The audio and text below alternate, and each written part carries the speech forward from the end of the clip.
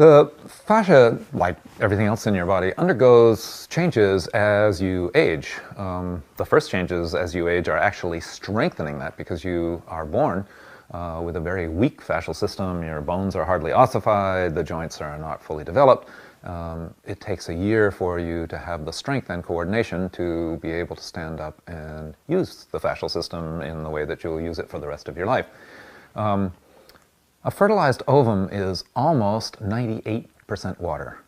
A newborn baby is about 90% water.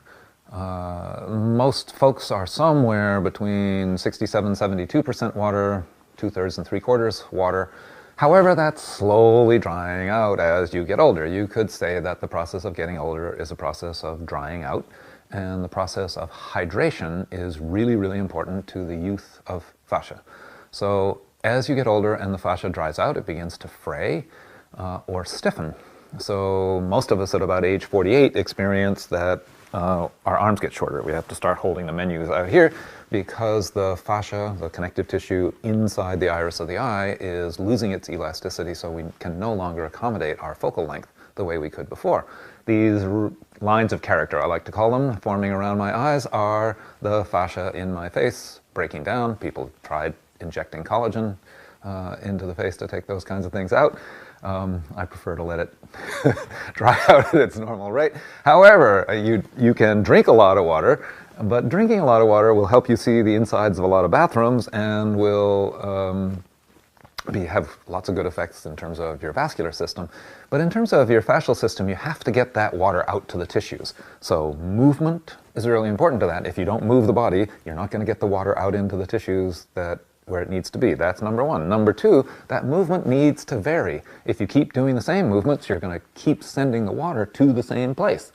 So by doing unusual movements, by rolling yourself out with a roller, by getting body work in unusual and stiff places, you're going to rehydrate those tissues that have become dehydrated by the course of your life.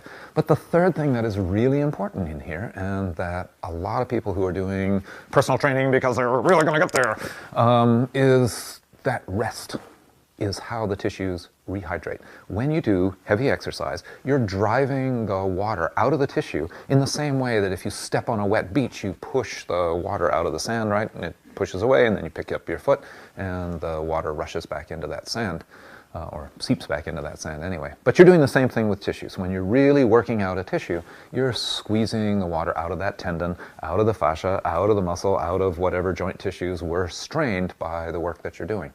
So people talk about 5 minutes every 25 minutes. It really depends on your level of training and your own genetics as to what the rhythm should be. But the rhythm should include some rest. You are predisposing yourself towards fascial injury if you do not allow the tissues to rehydrate by taking the strain off of them. And when you take the strain off of them, like a sponge, they will suck up that water and be ready for more exercise.